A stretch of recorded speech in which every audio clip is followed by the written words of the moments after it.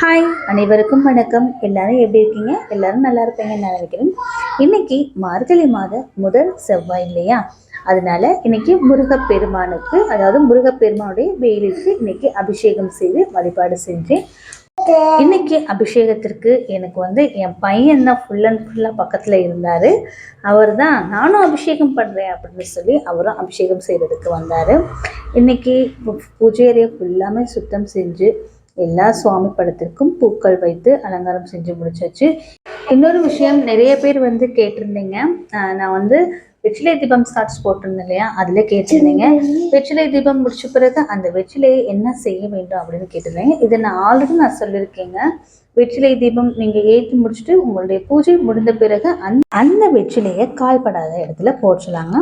அதே மாதிரி நம்ம இப்போ எந்த ஒரு பூஜை செய்தா இருந்தாலும் முதல்ல மஞ்சள் பிள்ளையார் பிடிச்சிட்டு தான் நம்ம பூஜையை ஆரம்பிக்கணும். அதே மாதிரி பஞ்ச பாத்திரத்தில் தண்ணி வைக்கணும் இல்லையா, டெய்லி மாற்றணுமான்னு கேட்டிருந்தீங்க. கண்டிப்பாக டெய்லி மாற்றணுங்க. பஞ்ச பாத்திரத்தில் நம்ம வெறும் தண்ணி வைக்காமல் அதில் கொஞ்சமாக பச்சை கற்பூரம், துளசி இலை கிடைச்சா துளசி இலை போட்டு வைக்கிறது ரொம்ப ரொம்ப நல்லதுங்க. ஏன்னா பச்சை கற்பூரம்ன்றது பெருமாளுக்கு உகந்ததுன்றது நம்ம எல்லாருக்குமே தெரிந்த ஒன்று தான். அதே மாதிரி பூஜைனாலே ஃபர்ஸ்ட் நெய்வேத்தியம், ஏதாவது ஒரு நெய்வேத்தியமாவது வைத்து பூஜை செய்ய வேண்டும். வாழைப்பழமோ இல்லை பொரிகடலை சர்க்கரையோ கல்கண்டோ என்ன இருக்கோ அதை வச்சு நீங்கள் வழிபாடு செய்யலாங்க.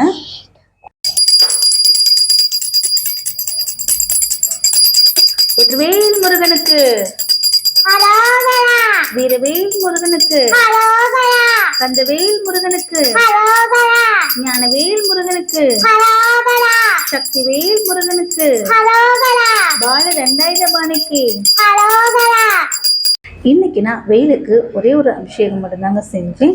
இன்னைக்கு பால் அபிஷேகம் மட்டும் செய்து நான் வழிபாடு செஞ்சேன். அபிஷேகம் பண்ணது வெறும் பால் மட்டும்தான். ஸோ அதனால் அந்த பாலை அபிஷேகம் முடிஞ்ச பிறகு அந்த பாலை வீட்டில் இருக்கிற எல்லாருமே நாங்கள் குடிச்சாச்சுங்க. எந்த ஒரு பூஜை செய்தா இருந்தாலும் அந்த பூஜை செய்யும் பொழுது அந்த பூஜைக்குரிய, இப்போ நம்ம எந்த கடவுளை பூஜை செய்கிறோமோ அந்த கடவுளுக்குரிய பாடல்கள் கேட்க வைப்பது ரொம்ப ரொம்ப நல்லது. அதே மாதிரி நம்ம அந்த கடவுளுடைய மந்திரங்கள் சொல்லிக்கிட்டே பூஜை செய்யணுங்க. அதே மாதிரி நம்ம ஃபர்ஸ்ட் சாம்பிராணி பக்தி அப்புறம் காமிச்சிட்டு பூஜை நிறைவடையும் போது கண்டிப்பாக சூடம் காமிக்கணும். ஆர்த்தி கண்டிப்பாக கடவுளுக்கு காமிக்கணுங்க.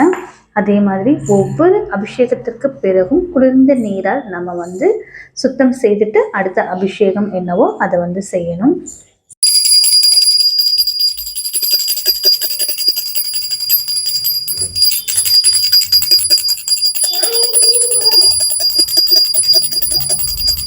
வெற்றிவேல் முருகனுக்கு ஹரோஹரா, வீரவேல் முருகனுக்கு ஹரோஹரா, ஞானவேல் முருகனுக்கு ஹரோஹரா, பால தண்டாயுதபாணிக்கு ஹரோஹரா.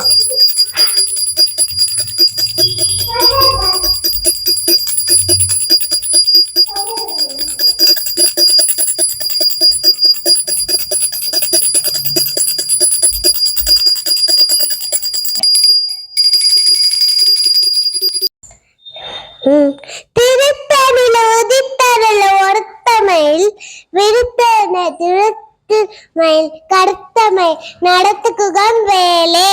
திருத்தணியில் உதித்தருளும் ஒருத்தன் மலை விருத்தன் எனது வேலே. என் பொண்ணு வேல்மாறலோட இந்த ஒரு வரி மந்திரம் கரெக்டா சொல்லுவாங்க. இந்த பாட்டு அவனுக்கு ரொம்ப ரொம்ப பிடிக்கும். வெற்றிவேல் முருகனுக்கு, வெற்றிவேல்